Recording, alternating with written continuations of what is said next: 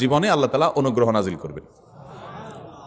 নবী করিম সাল্লাল্লাহু আলাইহি ওয়াসাল্লাম বলেছেন, আকসিরু আলাইয়া মিনাস সালাতি মিন ইয়াউমিল জুমআতি ওয়া লাইলাতিল জুমআহ, তোমরা জুমার দিন এবং জুমার রাতে আমার প্রতি বেশি বেশি দরুদ পাঠ করবে, দরুদ প্রেরণ করবে।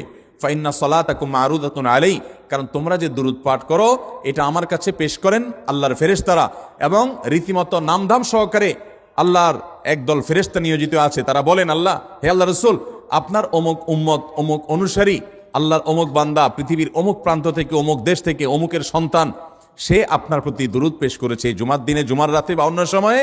এটা নবী করিম সাল্লাল্লাহু আলাইহি ওয়াসাল্লামের কাছে রিপোর্ট দেওয়া হয় আল্লাহর নিযুক্ত ফেরেশতাদের মাধ্যমে।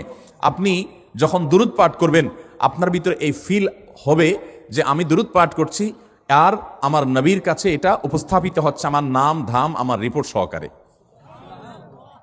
এই জন্য শুক্রবার দিন এবং রাত, অর্থাৎ বৃহস্পতিবার সন্ধ্যা থেকে নিয়ে শুক্রবার সন্ধ্যা পর্যন্ত এই 24 ঘন্টার মধ্যে নবী করিম সাল্লাল্লাহু আলাইহি ওয়াসাল্লামের ভাষ্য খেয়াল করেন, আকসিরু আলাই। ওলামায়ে কেরাম জানেন নবী আলাইহিস সালাম সাধারণত কোনো আমল পরিমাণে বেশি করতে বলতেন না। পরিমাণে বেশি করতে বলার মতো আমল খুব কম ইসলামে। গোটা কোরআন যদি খোলেন আপনি, পরিমাণে অধিক করতে বলা হয়েছে এরকম আমল খুব বেশি পাবেন না। তোমরা বেশি বেশি করে নামাজ পড়ো, বেশি বেশি করে রোজা রাখো, এরকম কথা কোরআন হাদিসে নাই। অবশ্যই একজন ইমানদার 5 ওয়াক্ত ফরজ নামাজের পাশাপাশি অধিক পরিমাণে নফল নামাজও পড়বেন, সেটা ভিন্ন কথা।